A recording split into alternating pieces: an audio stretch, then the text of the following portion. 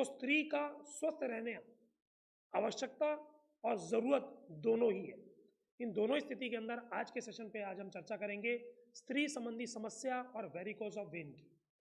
इस सेशन को स्टार्ट करने से पहले आज कुछ ऐसे प्रश्न हैं जिनके बारे में लोगों के मन में अलग अलग धारणाएं हैं।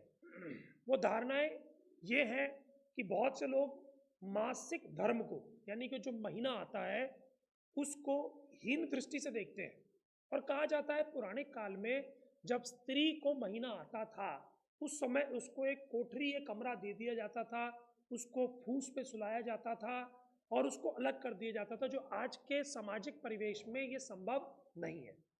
लेकिन क्या कभी आपने सोचा कि ऐसा क्यों किया जाता था? इसलिए किया जाता था क्योंकि उस समय शरीर की रोग प्रतिरोधक क्षमता कम हो जाती है। स्त्री का शरीर अपनी खुद की बॉडी को रिपेयर करने में लग जाता है। शरीर के अंदर जितनी गंदगी जमा हुई वह मासिक धर्म के माध्यम से शरीर से बाहर निकलती है। इसीलिए उनको अलग कर दिया जाता था कि आप रेस्ट करें, सुपच्च भोजन खाएं और आराम करें।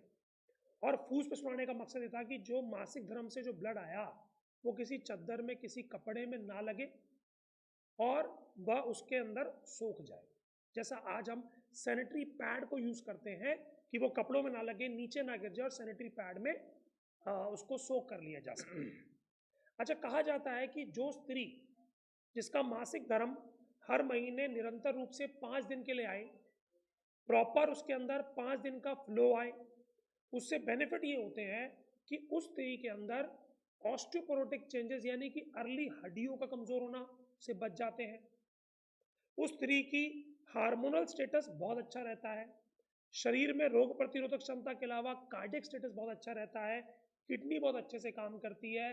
उस लेडी को कैंसर से बचाव में मदद मिलती है, क्योंकि ये मासिक धर्म शरीर की गंदगी की सफाई करने में कार्य करता है।